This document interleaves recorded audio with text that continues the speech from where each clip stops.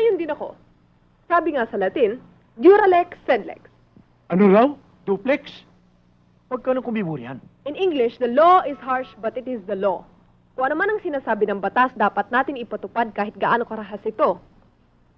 Pero dapat tayo maging maingat sa pagpapatupad ng batas dahil mawawala ng saysay pag hindi natin maayos ang pagpapatupad nito. Ting, may dating. Oo, kaya lang iba. Anong iba? Iba dating. Due process, yan ang ibig ko sabihin. Yan ang gusto kong bigyan ng diin. Due process. Let us go to the requirements. May witness ba tayo? May ebidensya ba tayo? Baka mamaya puro chismis lang ang ebidensya natin. Masasayang lang ang pagod natin. Oh, yan ang ibig ko sabihin. Yung sinabi mo, yung due process. Kinakailangan magkaroon tayo ng due process. Tama yun! Process! Maupo ka na riyan.